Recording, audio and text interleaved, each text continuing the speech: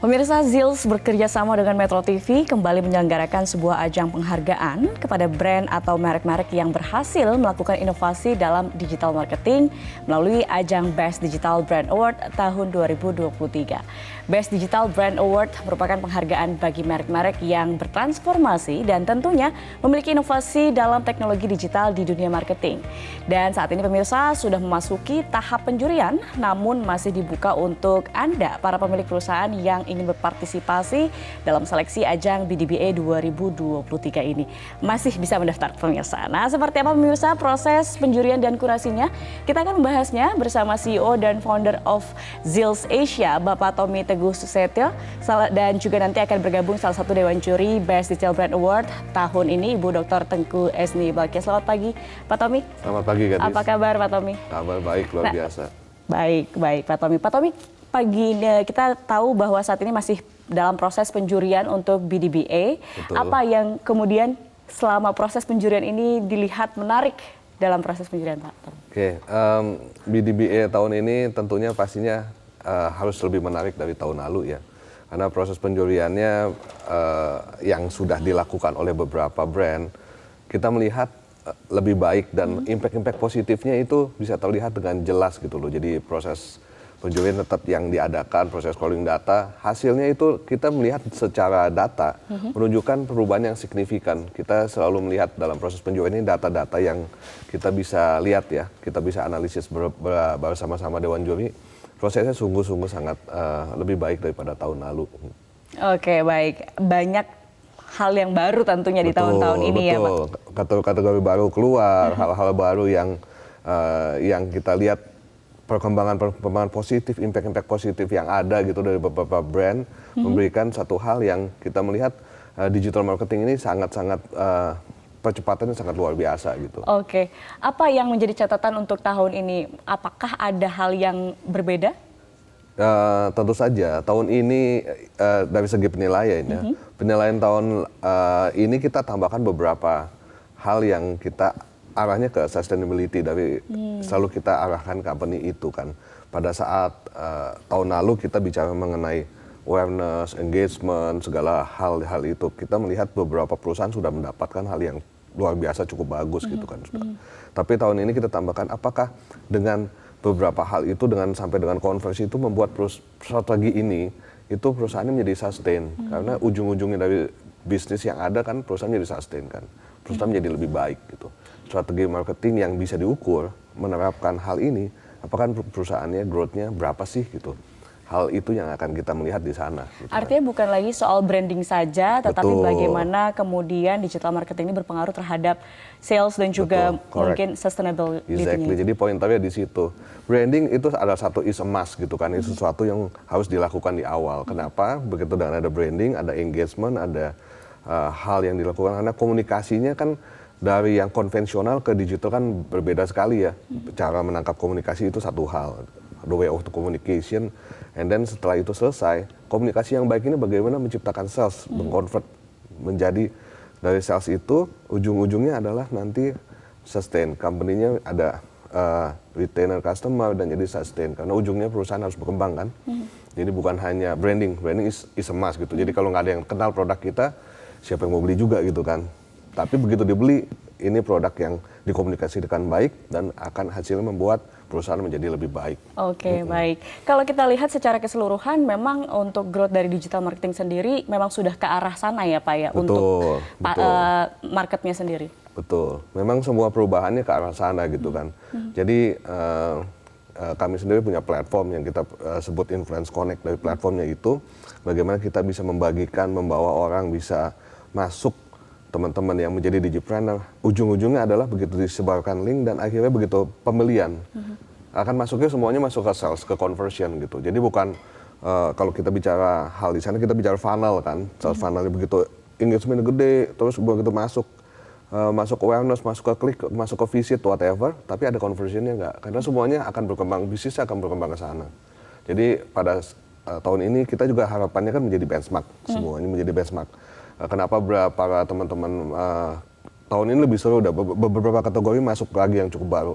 Karena mereka melihat BDBA kita yang kita selenggarakan bareng dari teman-teman sales dan metode merupakan harapan kita menjadi benchmarking. Karena kami totally different dengan yang ada. Kami crawling datanya, begitu datanya harus penjurian, dan baru tahap penjurian. Ya kadang-kadang ada beberapa brand juga agak, dilakukan penjurian nih. Dewan-dewan jurinya juga ada para ahli, akademisi, dan di bidangnya gitu. Jadi kita merupakan satu hal yang solid, rock solid kita bilang begitu. Ya, dalam proses penjurian yang masih berjalan, adakah tantangan yang ditemukan dalam penjurian? Mungkin kesulitan karena mungkin dari digital marketing, para perusahaan yang ikut terlibat ini ternyata keren-keren atau jadi sulit memilih begitu. Bagaimana Pak?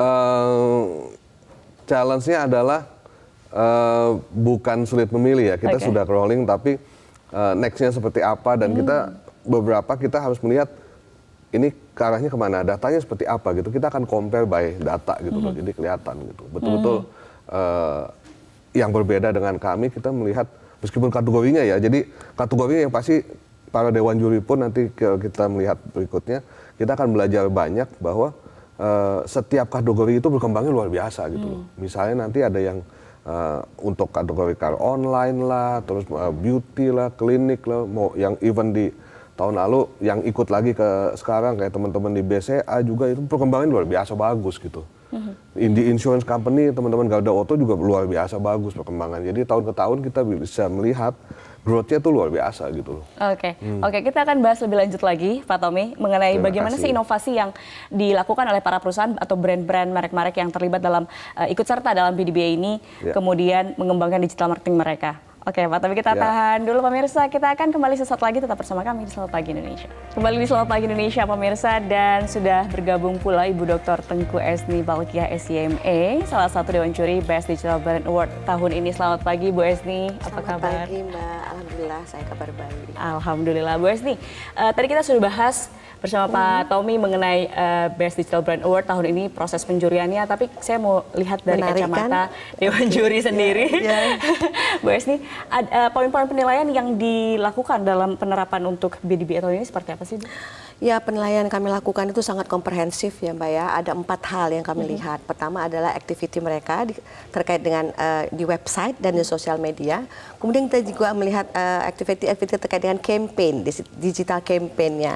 Dan yang ketiga adalah kita mencoba ingin mengevaluasi dan menganalisis apa yang kita sebut dengan pemasaran online ya Pak Tommy ya. Dan yang terakhir adalah tentu yang tidak kalah penting adalah bagaimana perusahaan itu melakukan yang namanya digital service. Jadi ada 4 hal Mbak, dengan bobot yang sama. Oke, dengan bobot 4 itu, kemudian bagaimana Bu Esni melihat para peserta dalam performa 4 kategori tersebut? Waduh, menarik sekali ya, sampai kita bingung ya Pak ya menentukannya ya Pak ya. Kalau kita lihat adalah pada 4 kategori ini semuanya rata-rata sudah melakukan gitu ya. Tapi memang dalam hal mereka aktivitinya beragam Mbak. Ya, strateginya beragam, programnya beragam, targetnya juga beragam. Tetapi mungkin yang perlu kita lakukan penguatan ya Pak Tommy adalah dari aspek mereka sangat bagus dalam mempresentasikan ya. Mereka melakukan mungkin ya, tetapi kurang didukung oleh data-data capaian. Tapi kita harus gali itu, kita harus gali lebih dalam. Begitu kita gali, keluar semua ya Pak Tommy ya gitu. Tapi memang butuh pendalaman dari hal-hal yang sudah mereka capai. Mereka sudah melakukan, tapi tidak terungkapkan di dalam materi-materi yang mereka sampaikan kepada kami. Oke. Boleh dong Bu Esni bocorannya? Contoh inovasi yang mungkin sudah dilakukan oleh brand-brand atau merek-merek yang kemudian sudah dikurasi oleh Dewan Juri BDBA. Yang menarik itu adalah mereka melakukan yang namanya business model innovation. Itu sesuatu yang susah ya Mbak ya, karena itu juga memerlukan yang namanya investasi. Contohnya ada perusahaan yang bergerak tadinya dari bidang logistik, mereka sudah mulai masuk ke arah financial, gitu ya. Dan menarik kan itu ya.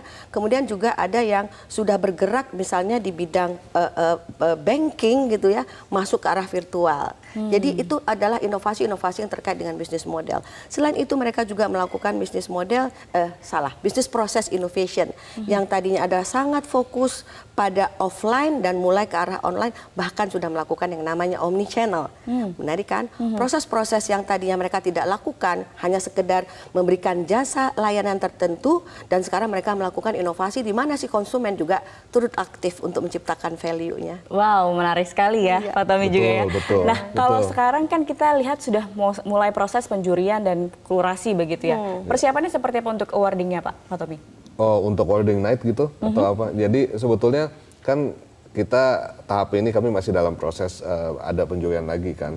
Hal yang tadi beliau sebutkan Bu Esni bahwa bagaimana kita mengkurasi, memvalidasi, karena kadang-kadang yang dia sebutkan data itu ada, cuman bagaimana data itu tersajikan dengan baik.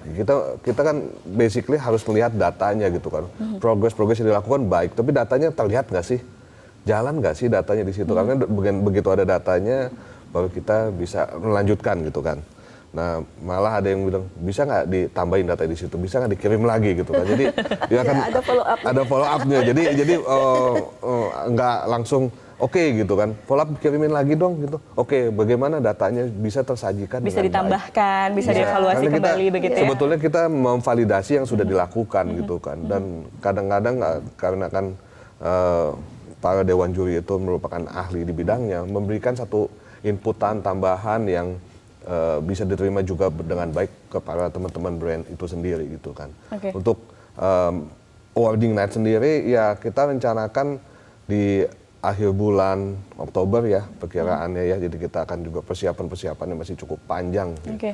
Karena kita melihat dengan banyaknya kategori, dengan beberapa hal itu kategori jadi nambah kategori ini kalau kategori ini ternyata begini ya, kategori ini begini ya. Jadi kita pun akan beberapa hal yang cukup unik gitu. Yeah. Dan tadi balik ke omnichannel semuanya jalan dan two way communication dari para pelanggannya itu sangat-sangat bagus, beda sekali. Dan bagaimana ada yang lebih seru lagi merespon komplain handlingnya seperti apa. Semua masih open ya berarti ya untuk proses kurasi. Masih penambahan lagi gitu, ada beberapa penambahan lagi. Oke, baik. Nah, untuk tadi kita sudah sebutkan beberapa brand yang tahun lalu sudah ikut, lalu ikut kembali di tahun ini, berpartisipasi kembali. Sementara digital marketing kita lihat perkembangannya sangat cepat. Ada catatan-catatan khusus atau syarat yang kemudian brand-brand sudah ikut tahun lalu ikut lagi, Pak Tommy? Sebetulnya sih yang kami harapkan tahun lalu, tahun ini ikut lagi. Kenapa? Okay. Kita bisa melihat pertumbuhannya gitu loh. Dan yang mereka janjikan, yang biasanya kan tahun ini cerita tahun depan akan begini dan sudah ada nih masuk ke virtual segala macam. Tahun depan beneran ada apa enggak gitu kelihatan kan. Nah dari situ kita bisa melihat pertumbuhannya seperti apa gitu. Masing-masing industri variasinya luar biasa. Dan kita melihat pertumbuhan di digital ini cukup signifikan ya. Bukan hanya bertransformasi, tapi sudah berakselerasi dan kita melihat perkembangannya ya ada yang sudah masuk ke tadi virtualnya benar-benar virtual gitu. Ya. Kalau Bu Esni melihatnya seperti apa? Perkembangan digital marketing sangat cepat. Tadi disebutkan bukan lagi bertransformasi, tetapi sekarang akselerasi. Bagaimana kemudian brand-brand ini bisa lebih eksis, menjaga eksistensi mereka dengan banyaknya persaingan? Iya, jadi memang kunci utama kita kalau kita bicara dalam marketing ini adalah market orientation. Pertama, know your customer, and then the second is know your competitor. Dalam hal perusahaan ini untuk bisa catch up, ya, tentu dia harus paham dulu dong apa yang diharapkan oleh konsumen. Riset. Nah, setelah mereka riset, mereka mencoba memahami titik-titik di mana ada critical atau touch point dengan customer, itu kita sebut dengan customer journey. Evaluasi di tiap titik, kemudian identifikasi gap, and then lakukan inovasi. Lakukan inovasi untuk menutup gap tersebut, gitu ya. Nah, mereka tidak akan bisa melakukan inovasi yang tepat. Itu kan investasi ya Mbak ya, dan itu butuh ketepatan. Karena nanti finance marah dong gitu ya, investasinya tidak profitable. Nah untuk itu maka customer journey, identifikasi customer journey ini sangat penting. Sehingga perusahaan itu bisa dengan tepat melakukan inovasi di titik apa gitu ya. Oke, baik. Terakhir mungkin sebelum kita tutup, harapannya untuk BDBE tahun ini. Silahkan Bu Esni, lalu nanti Pak Tommy. Oke, kalau kita lihat ya bahwa harapannya adalah bahwa event ini bisa membangun competitive advantage bagi peserta. Tapi tidak berhenti competitive advantage itu karena bergulir terus ya. Untuk itu maka perusahaan harus selalu melakukan yang namanya inovasi. Inovasi membutuhkan investasi. Dan untuk itu maka harus komit. Perusahaan itu harus komit untuk melakukan yang namanya inovasi dan investasi karena ini adalah satu upaya untuk bisa memuaskan konsumen. Memberikan yang terbaik buat konsumen. Oke, baik. Silakan Pak Tommy, ada yang mau ingin disampaikan? Menambahkan sedikit saja bahwa kita semua mau bahwa BDBE ini menjadi benchmarking untuk di industri karena kita totally different, kita berbeda sekali dengan awarding yang lain dan dari situ bisa terlihat dan menambahkan dari Bu Esni bahwa dari inovasi dan segala macam investasi dilakukan, ujungnya adalah tetap perusahaan itu kita mau melihat sustain apa enggak. Makanya kami harapkan yang tahun lalu ikut bergabung kembali, kita melihat sustainability-nya seperti apa. Jadi perusahaan harus berkembang dengan baik. Baik. Terima kasih atas waktunya Pak Terima Tommy, Bu Esni, kasih. dan semoga Sama-sama, sukses Mbak. BDBA tahun 2023. Kita Amin, lihat amin, seperti apa amin. perkembangan dari Ya. digital marketing di Ya. Indonesia. Terima kasih banyak. Terima Thank kasih. you. Jelajahi cara baru mendapatkan informasi. Download Metro TV Extend sekarang.